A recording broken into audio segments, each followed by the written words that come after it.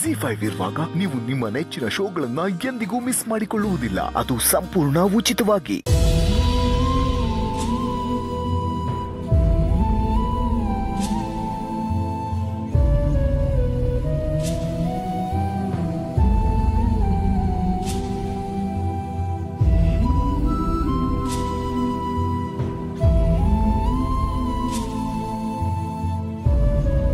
Sharat, are you okay? No, uncle. I'm not at all okay. ಇವತ್ತು ಹಿತ locker ರೂಮಲ್ಲಿ ಸಿಕ್ಕಾಕೊಂಡಿದ್ನ ನನ್ನ ತಲೆಯಿಂದ ತೆಗೆದು ಹಾಕಾಗ್ತಾನೆ ಇಲ್ಲ. ಇವತ್ತು ನಾನು ಆಲ್ಮೋಸ್ಟ್ ಅವಳನ್ನ ಕಳ್ಕೊಂಡ್ಬಿಡ್ತಾ ಇದ್ದೆ. ಇನ್ ಕೇಸ್ ಇವತ್ತು ಹಿತಾಗ ಏನಾದ್ರು ಆಗ್ಬಿಟ್ಟಿದ್ರೆ. ಕಾಮ್ ಡೌನ್ ಶರತ್, ಕಾಮ್ ಡೌನ್. ತಪ್ಪಿ ಅವಳಿಗೆ ಏನಾದ್ರು ಹಾಕ್ಬಿಟ್ಟಿದ್ರೆ ನಾನು ಖಂಡಿತ ಬದುಕುಳಿತಾ ಇರಲಿಲ್ಲ.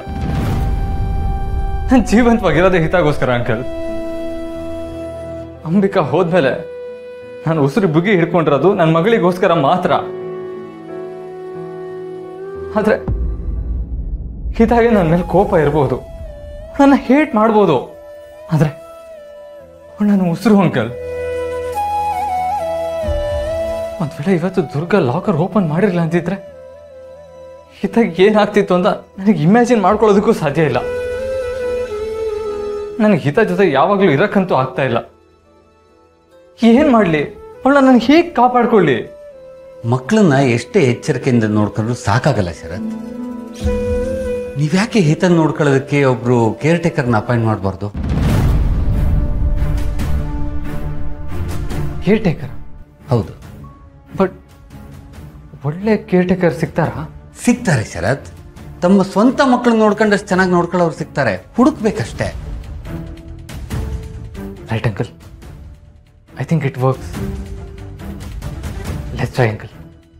ಓಕೆ, ಹಾಗಾದ್ರೆ ಅದಕ್ಕೇನು ಬೇಕೋ ಏರ್ಪಾಟ್ ನಾನು ಮಾಡ್ತೀನಿ.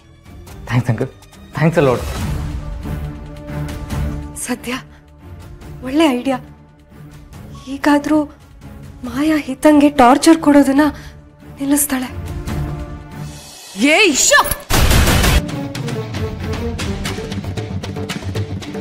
ನಾನು ಹೇಳದ್ನ ಸರಿಯಾಗಿ ಕೇಳಿಸ್ಕೊ. ನಾನು ಇಲ್ಲಿಗೆ ಬಂದಿರೋದು ಸಂಬಳಕ್ಕೋಸ್ಕರ ದುಡಿಯೋದಿಕ್ಕೆ. ಇಲ್ಲಿ ಯಾರು ನನ್ನ ಕೆಲ್ಸಕ್ಕೆ ಇಟ್ಕೊಂಡು ಉಪಕಾರ ಮಾಡ್ತಿಲ್ಲ. ನಾನು ಕಷ್ಟಪಟ್ಟು ದುಡಿತಿದ್ದೀನಿ, ಅದಕ್ಕೆ ನೀವು ಸಂಬಳ ಕೊಡ್ತಿದ್ದೀರಾ ಅಷ್ಟೇ. ಯಾರು ಮುಲಾಜು ಇಲ್ಲ ಅಂದ್ಮೇಲೆ ನಾನೇನಕ್ಕೆ ಹೆದರ್ಕೊಳ್ಳಿ? ಎಂತ ಕಷ್ಟದ ಸನ್ನಿವೇಶಗಳನ್ನೆಲ್ಲ ಎದುರಿಸಿ ನನಗೆ ಅಭ್ಯಾಸ ಇದೆ. ನನ್ನ ಜೀವನದಲ್ಲಿ ಎಂತೆಂತವ್ರನ್ನೆಲ್ಲ ನೋಡ್ಬಿಟ್ಟಿದ್ದೀನಿ. ಅವ್ರಿಗೆ ನನ್ನನ್ನು ಹೆದರ್ಸಕ್ಕಾಗಿಲ್ಲ, ಇನ್ ನೀನ್ ಯಾವ ಲೆಕ್ಕ? ನೋಡೋ, ನೀನ್ ಯೋಚನೆ ಮಾಡಕ್ಕೂ ಹೆದರ್ಕೊಳ್ಳೋ ಬದುಕ್ನ ನಾನು ಈಗಾಗ್ಲೇ ಬದುಕ್ತಾ ಇದ್ದೀನಿ.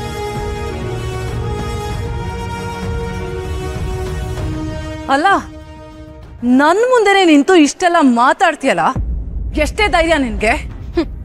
ಸದ್ಯ ನನ್ ಧೈರ್ಯದ ಬಗ್ಗೆ ನಿನಗೆ ಗೊತ್ತಾಯ್ತಲ್ಲ.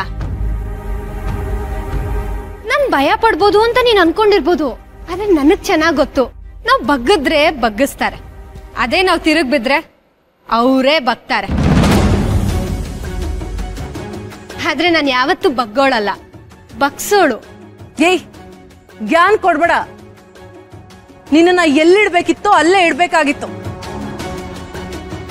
ನಿನಗ್ ಕೆಲಸ ಕೊಟ್ಟಿದೆ ದೊಡ್ಡದು, ಅಂಥದ್ರಲ್ಲಿ ಗ್ರಾಟಿಟ್ಯೂಡ್ ಇಲ್ದೆ ಮಾತಾಡ್ತೀಯಾ? ನೀನ್ ಏನ್ ಅನ್ಕೊಂಡಿದ್ಯಾ? ನಿನ್ನಂತ ಒಬ್ರಿದ್ರೆ ಇಡೀ ಫ್ಯಾಕ್ಟ್ರಿಗೆ ಕೆಟ್ಟ ಹೆಸರು. ಬಾಸ್ ಹತ್ರ ಹೇಗ್ ಬಿಹೇವ್ ಮಾಡ್ಬೇಕು ಅಂತ ಗೊತ್ತಿಲ್ಲ, ನನಗೆ ಪಾಠ ಮಾಡಕ್ ಬರ್ತೀಯಾ? ನಾನ್ ಯಾರು ಅಂತ ಗೊತ್ತಾ ನಿನ್ಗೆ? ಯಾರ್ ನೀನು?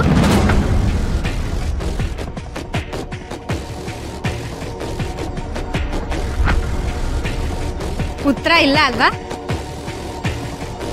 ಕೆಲವು ಸಲ ನಾವ್ ಏನೋ ಅನ್ನೋ ಭ್ರಮೆಲಿರ್ತೀವಿ, ಅದು ಭ್ರಮೆ ಮಾತ್ರ ಆಗಿರುತ್ತಷ್ಟೇ.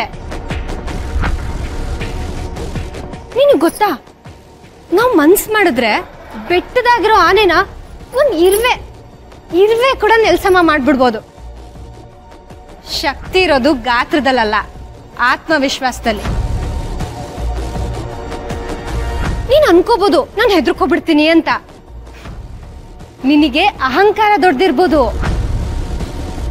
ನನಗೆ ಸ್ವಾಭಿಮಾನ ದೊಡ್ಡದು. ಓ, ಕೊನೆಗೂ ಬಂದೆ ನೋಡು ದಾರಿಗೆ. ಅಲ್ಲ, ಇಷ್ಟೆಲ್ಲ ಮಾತಾಡೋಳು ಇನ್ನೂ ಯಾಕೆ ಇಲ್ಲೇ ಇದೆಯಾ? ನಿನಗೆ ಸ್ವಾಭಿಮಾನ ಇರ್ತಿದ್ರೆ ನಾನು ಇಷ್ಟೆಲ್ಲ ಹೇಳದ್ಮೇಲೂ ಮರ್ಯಾದೆ ಇಲ್ದಿರೋ ತರ ಇಲ್ಲೇ ಇರ್ತಿರ್ಲಿಲ್ಲ. ನಾನು ಇಲ್ಲಿ ಇರ್ತೀನಿ ಅಂತ ನಿನಗೆ ಹೇಳ್ದವ್ರು ಯಾರು?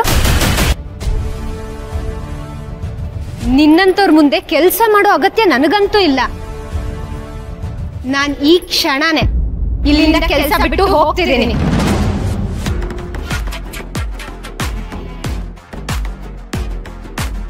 ನೀನೇನೋ ಅಂದೆ, ಅದಕ್ಕೆ ನಾನು ಕೋಪ ಮಾಡ್ಕೊಂಡು ಹೋಗ್ತಿದ್ದೀನಿ ಅಂತಲ್ಲ. ನಮ್ಮಪ್ಪ ಅಮ್ಮನ ಬಗ್ಗೆ, ನನ್ನ ಯೋಗ್ಯತೆ ಬಗ್ಗೆ ಮಾತಾಡ್ದಲ್ಲ, ನನ್ನ ಆತ್ಮಗೌರವನ ನಿನ್ ಮುಂದೆ ಕೂತ್ ಬರೋದು ನನಗಿಷ್ಟ ಇಲ್ಲ. ಅದು ಅಲ್ದೆ ನಿನ್ ಮುಖ ನೋಡಕ್ಕೂ ನಂಗೆ ಅಸಹ್ಯ ಆಗುತ್ತೆ. ಅದಕ್ಕೆ ನಾನು ಇಲ್ಲಿಂದ ಹೋಗ್ತಾ ಇರೋದು.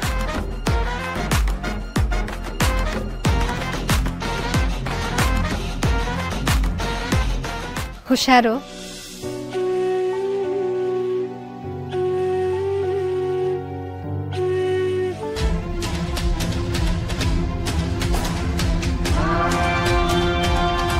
ಇಡಿಯಟ್. ನಾವು ಬಗ್ಗಿದ್ರೆ ಬಗ್ಗಿಸ್ತಾರೆ, ಅದೇ ನಾವು ತಿರುಗ್ ಬಿದ್ರೆ ಅವರೇ ಬಗ್ತಾರೆ. ನಾವು ಮನ್ಸ್ ಮಾಡಿದ್ರೆ ಬೆಟ್ಟದಾಗಿರೋ ಆನೆನ ಒಂದ್ ಇರ್ವೆ ಕೂಡ ನೆಲ್ಸಮ ಮಾಡ್ಬಿಡ್ಬೋದು.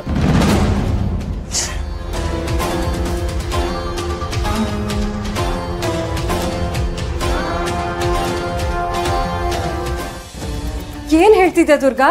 ಕೆಲ್ಸ ಬಿಟ್ಯಾ? ಯಾಕೆ? ಆ ಮಾಯಾ ನನ್ ಬಗ್ಗೆ 100 ಮಾತಾಡಿದ್ರು ನಾನು ಸಹಿಸ್ಕೊಳ್ತಿದ್ದೆ. ಆದ್ರೆ ಅವಳು ನಮ್ಮ ಅಪ್ಪ ಅಮ್ಮನ ಬಗ್ಗೆ ಹೀಯಾಳಿಸ್ಬಾರ್ದಿತ್ತು.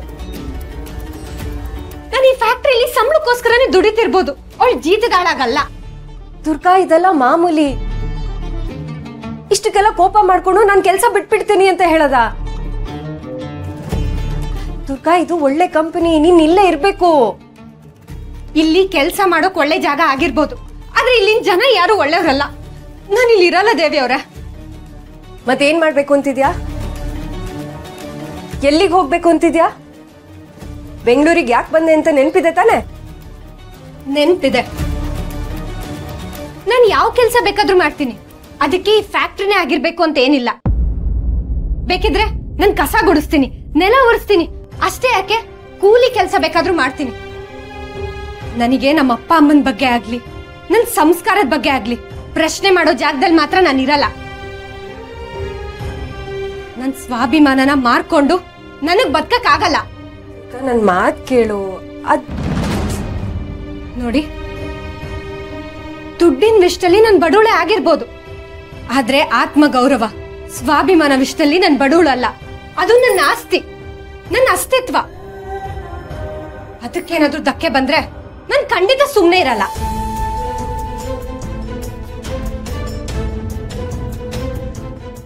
ZEE5 ಆಪ್ ಡೌನ್ಲೋಡ್ ಮಾಡಿ ಎಲ್ಲಾ ಸಂಚಿಕೆಗಳನ್ನು ಸಂಪೂರ್ಣ ಉಚಿತವಾಗಿ ನೋಡಿ.